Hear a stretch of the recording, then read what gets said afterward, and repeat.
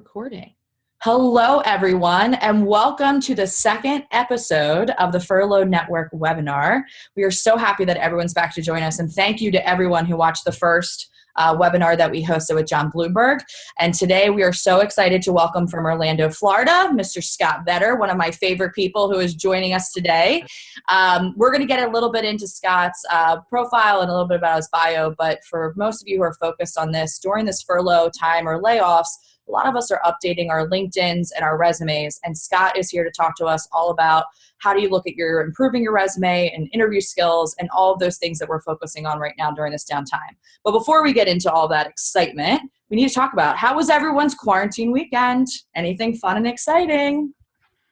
Well, the weather was, Saturday was okay, but the weather was pretty junky here yesterday, so I took that opportunity to convince my wife to cut my hair. I think I might have told you, Lauren, last week, but my wife was a little gun shy about trying to cut my hair. So I slicked it back because I know every time I slick it back, she goes, "You don't just bother," and she doesn't like it. So I slicked it back just so she was like, "All right, fine, I'll cut it."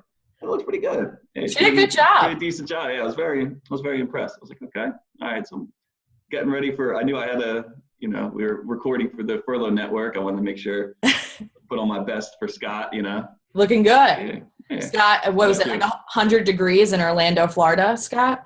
It wasn't that bad, actually. It's been more moderate weather than not. This morning I was outside. It was like 61, 62 degrees. It was beautiful. So take that. How was your weekend?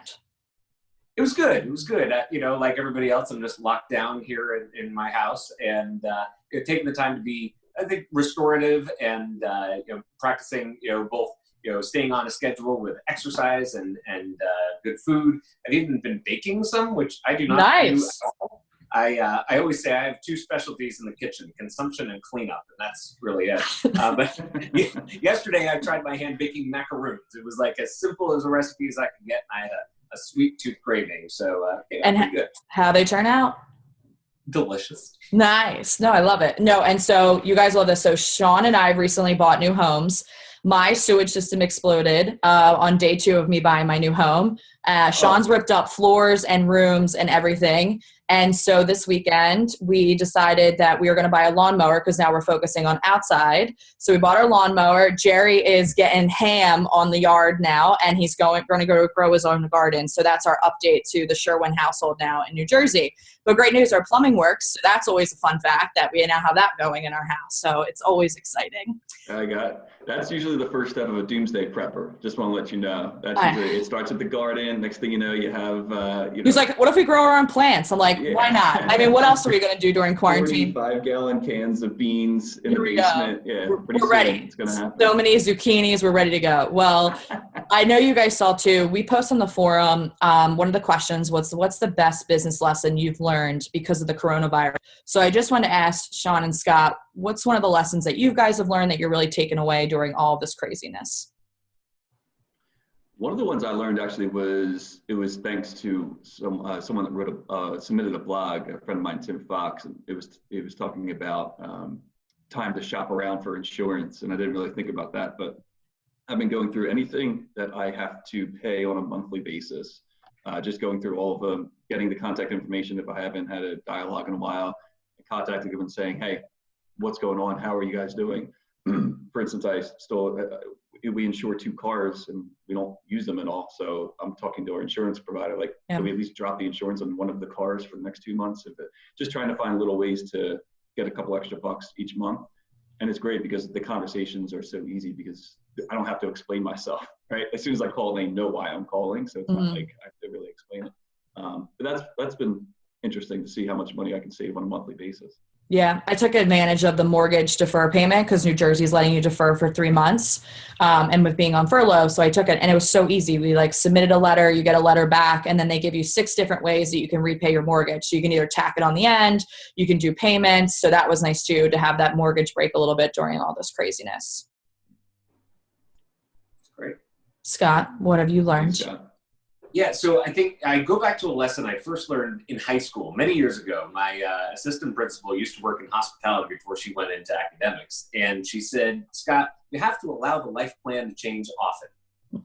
And that has rung true so many times in my career, but probably never more so than right now, where all of us our life plan is not doing this, right? Nobody thought 6 months ago, like, I can't wait to sit at home every single day and do everything on video and completely rethink how some business is done.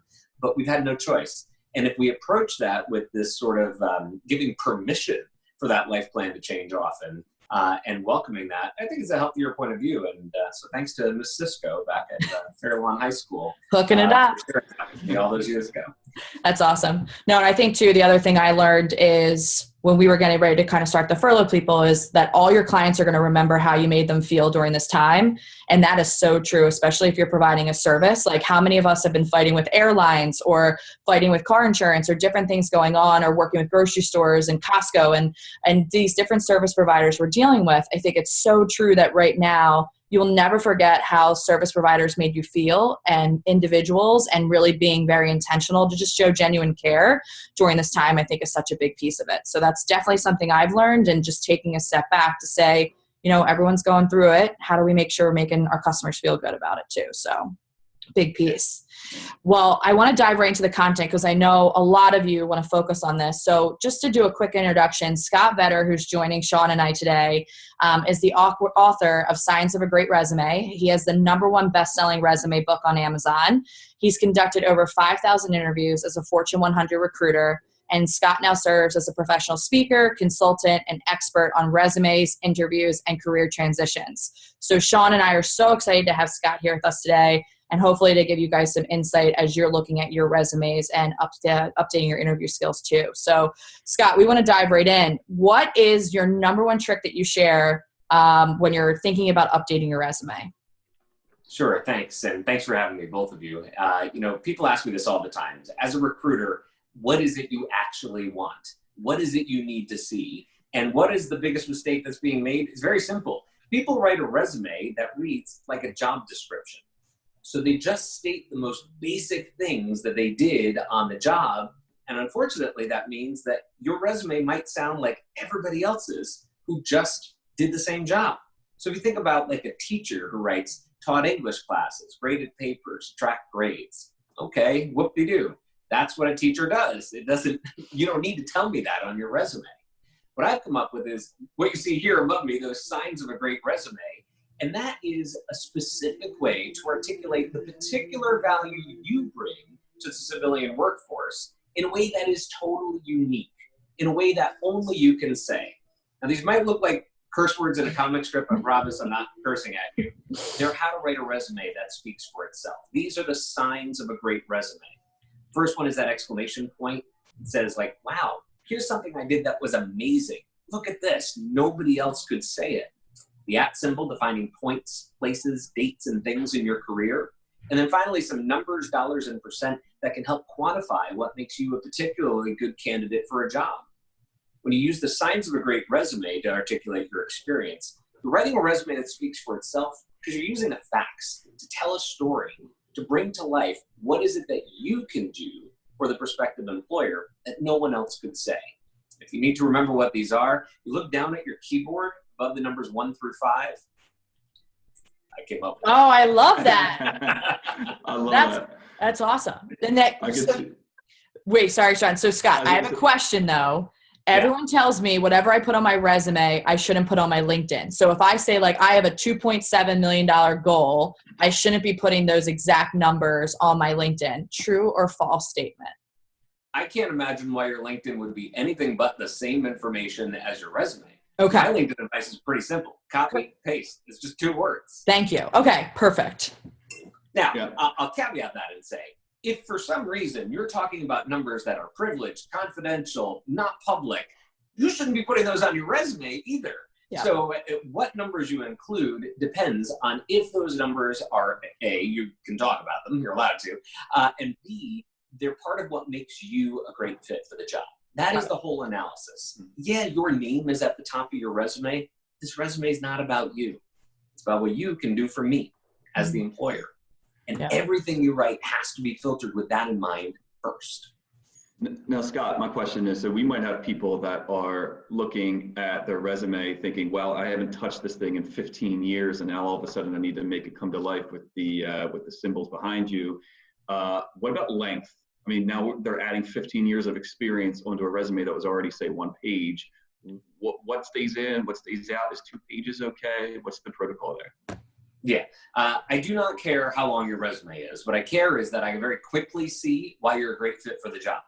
So for most people, that's 1 or 2 pages of information, even if you have a 15 or 30-year career. There are no rules to resumes other than you must be truthful, but it's not a deposition. You don't have to tell the truth, the whole truth, and nothing but the truth. So there's nothing saying you got to have every single job listed you ever did in 20 years, plus 3 to 4 bullets per job. No. Tell me the things that are most relevant about what you can do for the job at hand that showcase your particular experience and skills using the science of a great resume to do that. And you can get to the point quickly. You can mash jobs together into the logical chapters of your career. You can certainly take some liberties with being brief in how you describe things and getting right to the point. Just a quick follow-up from that, because what that sentence you just said is you want to make sure that that resume is coming to life for the job at hand. Does that mean I need to tailor my resume for each particular job that I'm going for, if it's a large company, small company, different industries? Yeah, ideally you want to tailor your resume, but tailoring your resume is not different than tailoring your clothes. It'd be ridiculous to wake up every morning and try to manufacture new clothes to wear, even though we're all at home and we have some time on our hands. That's not the point. You periodically tailor your clothes so they fit just right, and that's the same on your resume. You only have one story to tell of your career. You're just going to choose which chapters of that story I need to hear based on what I need you to do. Got it. Okay, so Scott, do I need to put my like headshot and fancy fonts, and do I need to scent my paper? And some people have been, if you see these on LinkedIn, they're doing like ridiculous things to make their resume stand out. What is it from a format perspective that helps you stand out on a resume? I have never hired a candidate because of the formatting of their resume, period. Yeah. I really do not care what it looks like as long as it's easy for me to read and it's clear that you're a great fit for the job. Now, is there some advice around headshots and fonts and stuff I can give you? Sure. Don't do stuff like that. You don't need a headshot on your resume because you're not an actor or a newscaster, probably. If you're one of those, you probably need a headshot because that appearance of your head is part of what may qualify you for the job as an actor, let's say. But for the rest of us, that is not the case. You can and should have a profile picture on your LinkedIn, but when it comes to fancy fonts and fancy papers, and I wish I had like no soul and I could sell you Scott Vedder branded resume paper at a premium price at scottvedder.com. No, it's not true. You could put it on a little bit heavier stock than what you can steal out of the office copier, but it doesn't matter what paper it's on. It matters what's on the paper. Got it. Content is key. And the way to bring the content to life is with the science of a great resume. Got it. And do you need to know every job that I've had, Scott? So I'm like lining up my jobs. Do I need to put like the job I had in high school, where high school I went to, what I did for all my internships? Like, how do you start to filter out really where you start and where you end telling your story? I get that question a lot. And the simple answer to almost every question you could ask me is depends. That'll be frustrating to hear over and over, so I'm going to try not to do that. Do I need to know your high school job? Depends if it's relevant. So when I was in high school, I worked at the town pool at the snack bar. And I just flipped burgers and I served little camper kid sodas and whatever. Not extraordinary occupation, but for a 14 or 15-year-old, I was proud to do it. And it's a great job for people who like to work in food service. Today, I don't work in food service. So do I talk about it? Probably not. But if I was applying to be the director of human resources for the insert big name of food chains corporate headquarters, maybe I would tell them, hey, I've come home stinking like French fries. I know what it's like to be on the front lines of food service. And I can understand the applicant experience or the employee experience at a company like this. So maybe I would bring it up. It always depends. Got it. Makes sense. Now, Scott, for people that are in highly technical fields and they're looking at their resume, if I'm about to hand this resume to you, Scott, or any recruiter, and I know that you're going to be looking for certain things, but maybe you won't understand some of the bullet points that are highly technical for, say, engineers, finance people, whatever it may be. How do I articulate in my resume that I am highly technically skilled, but still present it in such a way that the first line of defense or the first line of recruiters will at least understand it without being bored and moving on to the next one? That's a great point. So very often, even at a big company, some of the most technically complex companies have super smart people working in those hiring manager jobs, your future boss. Then they also have HR people who are very smart about recruiting, but not technical people in the recruiting office. So for everybody's understanding, and this also applies, by the way, to the military veterans that I help in their transition. I work with a lot of veterans, and though I have not served, I've become an advocate for their transition. Because they have a similar challenge as very technical jobs may have, which is explaining the story of what you've done in a way that is easily understood by the recruiter. So what I like you to do, and you can do this with me at home, you can just close your eyes, and I want you to picture somewhere in your life an 11-year-old child. That kid knows about as much about your high-tech job or the military as most adults. So you cannot trust us to understand what in the world you're talking about unless a fifth grader would understand you. So you got to pass what I call the smart fifth grader test with every word you write on your resume. And they're just 3 simple questions. Question 1, are you using simple language? Language so clear, even an 11-year-old kid would get it. Now the good news is the hiring manager, who is a technical expert in your field, she's going to understand it too, but the recruiter might not.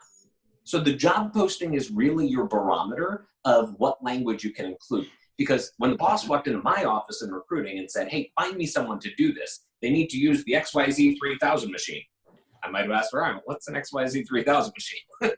And she goes, oh, well, it's this kind of thing.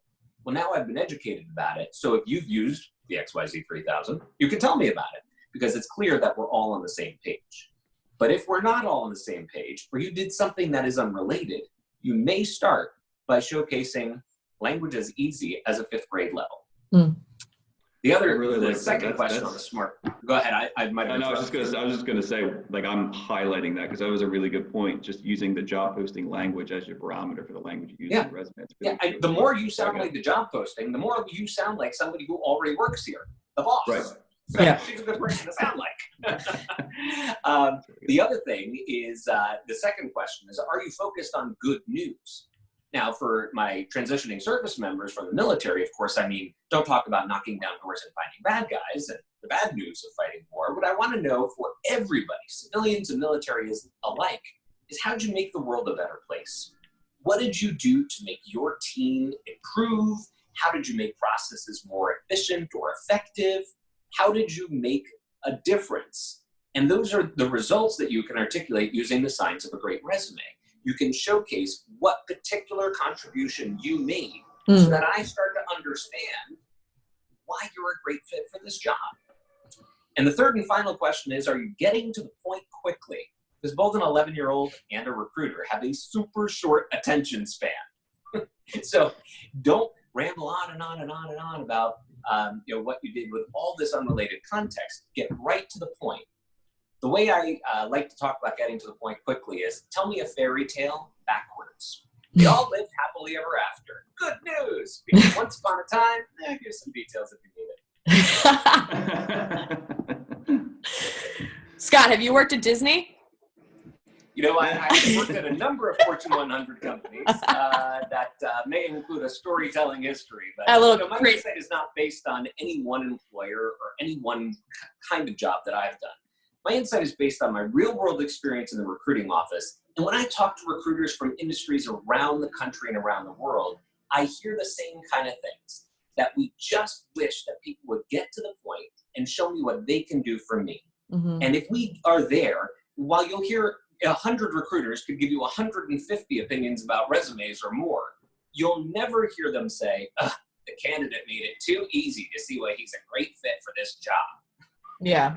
Well, and Scott, I think it's a great point, because I know you do a ton of work with military and the transition for veterans. And I think a lot of our readers are thinking about maybe transitioning to a new career field, or they're thinking about going into a new industry. So how do you make yourself marketable when maybe you don't have that experience for the job you want, but you also want to show some of the skills that you have that might be helpful? Like, if I want to go from banking into like consulting, or consulting into a retail space, how do I kind of transition my resume in that?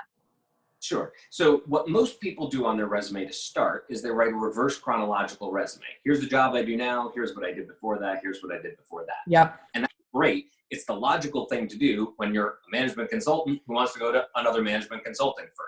When you're a finance manager who just got her CPA and now she wants to be an accountant. That makes a lot of sense. But when you're a Navy SEAL who wants to work in real estate investing, or you're in banking and you want to go to consulting, the connection might not be as clear. So you may want to think about something like a functional resume, where you focus the main bulk of the resume on the specific knowledge, skills, and expertise that you bring, and things that you've demonstrated strength in no matter what job you've done. That works a lot for people transitioning careers and changing directions pretty significantly. Banking to consulting, maybe as the example, are there skills in banking you will use in consulting? Sure. Relating well with clients and building relationships. How about influencing their decisions on financial strategies? All of those things might carry over. And it doesn't matter if you're sitting in a bank branch or you're consulting on Wall Street somewhere. Those types of experiences and skills are relatable to the future opportunity. And you can also articulate them using signs of a great resume. Okay, perfect. Yep. No, I hope you guys don't mind. I want to just switch gears kind of to the second section of what your expertise is lately. And I know you're coming out with a book pretty soon, right? I don't know if you ever got a date on it. Life's a little late right now. It took 4 years to write, so I'm committing to nothing. But I know it's on the interview process, which I love, and I can't wait to read it. One of the questions I wanted to ask you, and I hope this isn't too blunt or direct, but after writing the bulk of this book on the interview process, how much of that are you going back now and revamping or adjusting and revising given the current environment that we're in, which is completely virtual and kind of uncertain in the near future? Yeah, it's a great question. So signs of a great interview are the same signs. The same way to explain yourself on a resume is how to explain your experience in the interview. And when you use the signs of a great interview, you can tell a story that speaks for itself. Now, the story I'm writing in Signs of a Great Interview as I create this new book, it is based on a prior world where we didn't have a social distancing lockdown in the midst of our world that really changed a lot about how we work. So, of course, little things I've had to go back and rethink are, do I need to give a tip on how to shake hands? Because a lot of people know how to shake hands, but there is, some art to it, so to speak. But also, is that something I should focus on and spend a lot of attention on? Or does it need to be couched with something new because maybe we're not shaking hands anymore? Or maybe a lot more interviews are being done like this, just on a screen. So I often relay a story about, I think I'll put this in the book. We'll see. If not, it's just for you. I was interviewing a young man. He was in his college dorm, I could tell. And he was dressed professionally or whatever. And all of a sudden you could see he just turns like pale as a ghost. And I'm wondering what's going on. And he hears that his roommate has come in the next room and is like singing outside. Now, to this guy's credit, I later learned he had put a sign on his door reminding the roommate, hey, I'm interviewing, don't interrupt and be quiet. Roommate did not remember. And so eventually it becomes overwhelming. And I go, do you need a second? He goes, yeah, all right, I'm so sorry. And then he turns even paler. And he has this moment of realization. What's going on? So the door is behind him. When he gets up, he's dressed professionally here and in his SpongeBob SquarePants, pajama pants on the bottom. And I about died. And, I felt for the kid, the poor guy. He never thought this was going to happen. And, there's plenty of memes and jokes are going around on the internet now about, is everybody actually, I am wearing black pants, I promise right now. But this poor guy, he comes back after he gets up in his SpongeBob pajamas. He sits down. I say, all right, next question. Who lives in a pineapple under the tree? That is awesome. Oh, that's really good. That's funny, man. So then what going forward do you think for all of us that haven't really gone on interviews in a while, and myself, besides some internal things at my employer, I made a switch here and there and had to talk to some people, but for the most part, I haven't really gone and done a fresh interview in about 12, 13 years. So for a lot of us that have never done that before, what are some great tips and techniques we need to keep in mind when even virtually sitting down and expressing our expertise in an interview style? Yeah, so I'm going to put you to ease, I hope, a little bit with interviews. There's good news. You already know the answer to every single interview question. every single one. Because an interview really is not a test. An interview is an opportunity. If you break down the word into two parts, inter and view, between two parties, a perspective. Mm-hmm. The interview is just you sharing your perspective. And if that's all you're doing, you really can't be wrong. Now, will some places need to assess a skill and they may give you a skills test? Sure. But by and large, the interview is about gaining perspective about, might you be a good fit for this job? And do you want to work here? So that perspective is being shared both ways. And what I'd like you to do is actually prepare to answer only one question. And I want you to answer it over and over and over again. And that question is, can you tell me a story about why you're a great fit for this job? Mm. By doing that and telling a story using the signs of a great interview, which, by the way, the signs of a great resume mean that you've already probably written out these stories on your resume, so right. It shouldn't be a lot of work. You can tell a story that brings to life your experience with some emotion, with a connection back to what the employer needs, and hopefully to inspire action for them to hire you. When you tell a story using the signs of a great interview, you're speaking for yourself, and your experience will speak to exactly why you're a great fit for that job. That's really good. Maybe jot that down. That was really good. And you can pretend I've closed captioned the interview, because they're going to say different things. They're going to say, what makes a great leader? They're going to say, tell me a little about yourself. They're going to say, what's your greatest weakness? Just pretend at the bottom of the screen, Scott has written for you, can you tell me a story about why you're a great fit for this job? And do it every single time. Tell a story. Scott, thank you. And we're so excited for the next book to come out, and we can't wait to see it. And Scott, if people want to connect with you, we're going to share your tips and tricks on our resource page on the Furlough Network website. But where can people connect with you? You know, all those good things. You can connect with me directly on LinkedIn. I welcome any connections. Please share what you took away from this as you connect if you'd like. And then certainly you can visit scottvedder.com, where I've got lots more tips and tricks and information about signs of a great resume, and eventually, when I redo the website, signs of a great interview as well. Love it. Okay, Scott, and before we leave, your guiding words to all of us who are in quarantine right now, positive notes, what do you have for all of us that have been tuning in today? Yeah, you know, a lot of times in times of uncertainty, people go, oh, what if? I don't like to go, what if? What I say in times of uncertainty is, I wonder. And I wonder what comes next. And I wonder what we can learn from all of this and how we can learn to work differently, maybe more effectively in this virtual world. I wonder what your story can be. I love it. Well, thank you, Scott, for joining us. It was such an honor to have you. Sean and I appreciate you taking the time, and we cannot wait for the new book to come out. So thank you again for taking the time this morning. Hey, thanks, Lauren. Thanks, Sean. Thanks guys. Scott.